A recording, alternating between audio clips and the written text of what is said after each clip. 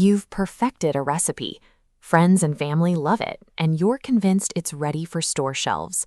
But in the food industry, a great tasting product is only a fraction of the equation required to build a sustainable business. Consumer demand is governed by three unyielding variables: cost, time, and quality.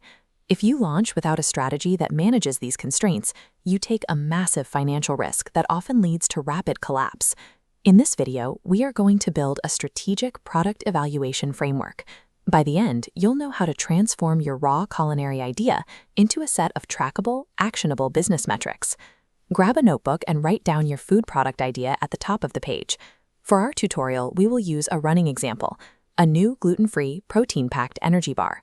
Developing a new food product requires extensive planning and research.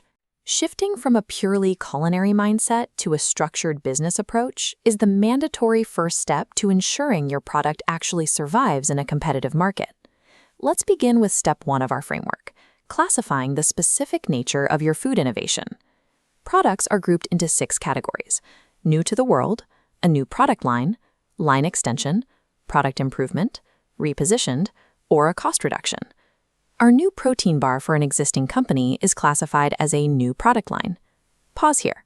Review those 6 options and write down the exact category that fits your product idea on your notepad. Establishing this category early defines your product development strategy.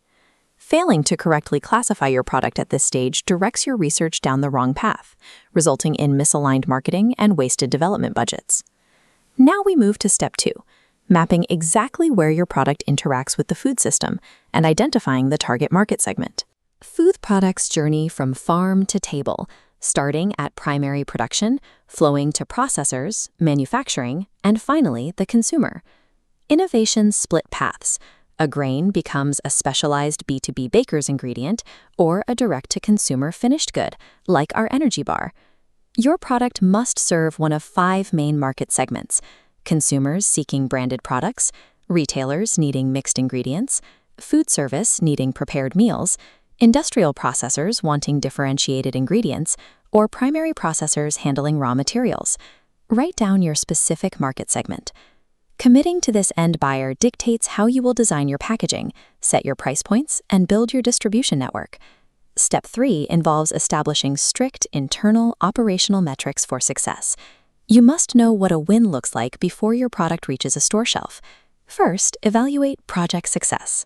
This measures your ability to execute the development phase by hitting targets for resource utilization, budget limits, and strict timelines. Next is production success.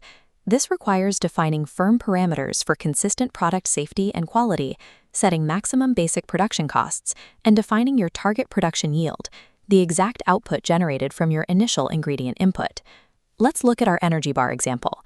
A successful operational outcome means our production process is fully streamlined, allowing us to hit our target yield and reduce basic production costs while maintaining strict quality standards. Conversely, an operational failure occurs if formulation challenges delay the timeline, or if difficulties in sourcing the gluten-free ingredients drive up production costs, destroying the profit margins before a single bar is sold. Take a moment to record your own operational boundaries. Write out your maximum budget, timeline limits, and the baseline yield you need to be profitable. Scaling a recipe is entirely different from cooking it once in a kitchen. Confusing a tasty prototype with a scalable manufacturing process is a leading reason new food ventures quickly run out of capital. Our final section, step 4, focuses on establishing external benchmarks. This measures how your product performs once it enters the real world. There are 2 distinct categories here. Consumer success is measured by individual customer satisfaction, purchase speed, and repeat purchase frequency. Market success steps back to evaluate broader benchmarks, primarily overall sales volume and your total percentage of market share against competitors. For our energy bar, success means excellent satisfaction scores and rapid capture of market share. Conversely, if it suffers from flavor inconsistencies, even massive advertising won't prevent poor satisfaction and a failure to gain meaningful market share. Define your specific external metrics on your notepad. Determine exactly what sales volume and repeat purchase frequency will indicate a successful launch for your product. Initial sales numbers alone can be deceiving, often driven by marketing hype or first-time trials. Relying purely on revenue without tracking consumer satisfaction can mask a failing product until it's too late. Review the document you've created. You have systematically turned a vague culinary idea into a structured business framework. By detailing your product's category, supply chain position, and explicit internal and external success metrics, you now possess the clear aims and constraints required to confidently present your strategy to investors and manufacturing partners. Your immediate next step is to use these established constraints to guide your active research.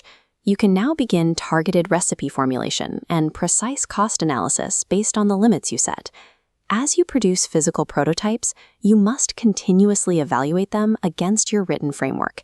If a prototype exceeds your budget ceiling or falls short of the required yield, it must be reworked. The thousands of products lining grocery store aisles did not get there by chance. True longevity in the food industry is not reserved for those who simply make good food, but for those who rigorously plan how to manufacture, distribute, and